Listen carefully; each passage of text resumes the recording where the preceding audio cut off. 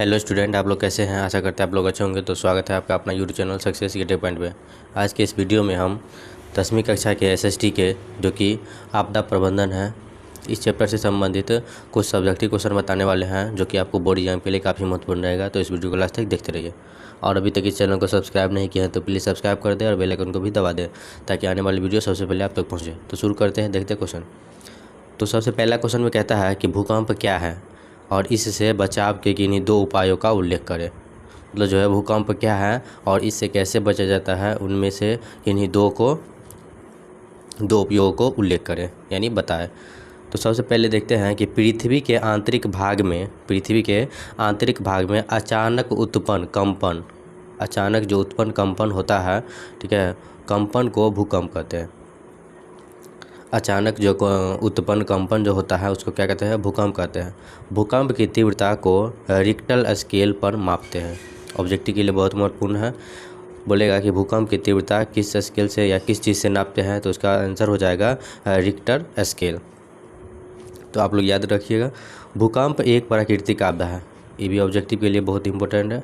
भूकंप क्या है, एक प्राकृतिक आपदा है जिसके घटित होने से विकास का कार्य अवरुद्ध हो जाता है तथा अधिक मात्रा में जान माल का नुकसान होता है। अतः इसके बचाव हेतु निम्न उपाय किए जाने चाहिए। अब कौन कौन उपाय है, तो इसका जो ये है क्वेश्चन, इसका आंसर ये है। तो इसका जो दो उपाय है, पहला उपाय क्या कहता है कि भूकंप का पूर्वानुमान से संबंधित यंत्र का विकास कर लोगों को पहले ही सूचित करना चाहिए। दूसरा उपाय क्या है कि भूकंप क्षेत्रों में भूकंप निरोधी मकानों का निर्माण किया जाना चाहिए। अगला जो क्वेश्चन है कहता है बाढ़ से होने वाली हानियों का वर्णन करें। ये बाढ़ से जो हानि हो रही है उसके बारे में बताइए। तो इसका उत्तर है, कहता है बाढ़ आने के पश्चात निम्न हानियाँ होती है। बाढ़ आने के पश्चात क्या होती है, निम्न हानियाँ होती है। मतलब बहुत तरह की हानियाँ होती है। तो पहला हानि कि बाढ़ के कारण उपजाऊ मृदा पर लंबे समय तक जल जमाव हो जाते हैं। बाढ़ के कारण जो है उपजाऊ मृदा पर लंबे समय तक जल जमाव हो जाते हैं। दूसरा पॉइंट कहता है कि बाढ़ के दौरान वनस्पति जीव जंतुओं की मृत्यु हो जाती है। बाढ़ के दौरान वनस्पति या जीव जंतुओं की मृत्यु हो जाती है। तीसरा कारण क्या है, कहता है कि बाढ़ के कारण महामारी जैसे कि मलेरिया, हैजा, चेचक जैसे रोगों का प्रकोप बढ़ जाता है। चौथा पॉइंट कहता है कारण कि बाढ़ के कारण सड़क एवं रेल मार्ग टूट जाते हैं। बाढ़ के कारण जो है सड़क एवं रेल मार्ग टूट जाते हैं। अगला जो क्वेश्चन है कहता है कि आपदा से आप क्या समझते हैं। तो इसका उत्तर कहता है कि प्रकृति में घटित होने वाली वैसी प्राकृतिक या मानव निर्मित घटनाएं जिसके घटित होने के फलस्वरूप अधिक संख्या में मानव जीव जंतु की मृत्यु एवं प्राकृतिक संसाधनों का नुकसान हो आपदा कहलाता है। जैसे कि भूकंप आना, बाढ़ आना, सूखा आना, आतंकवाद होना इत्यादि सब क्या है, आपदा है। अगला नेक्स्ट जो क्वेश्चन है कहता है भूकंप के प्रभावों को कम करने वाले किन्हीं चार उपायों का उल्लेख करें, लिखिए।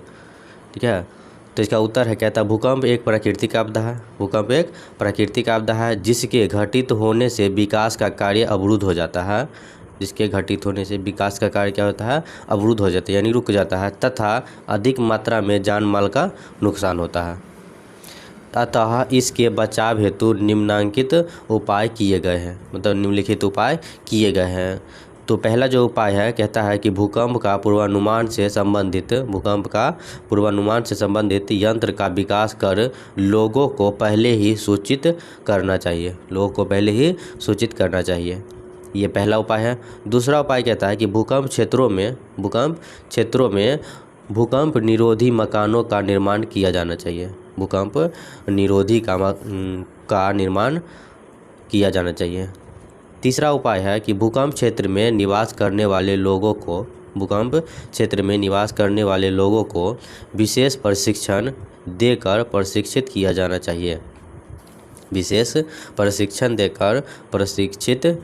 चाहिए।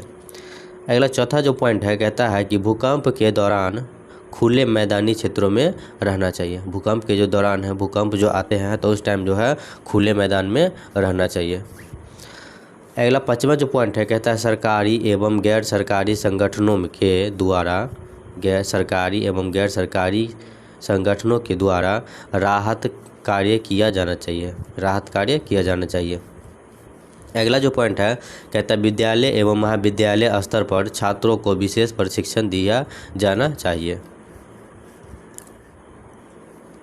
अगला जो क्वेश्चन है कहता है आपदा प्रबंधन के उद्देश्यों की विवेचना करें, यानी आपदा प्रबंधन के जो है उद्देश्य क्या सब है।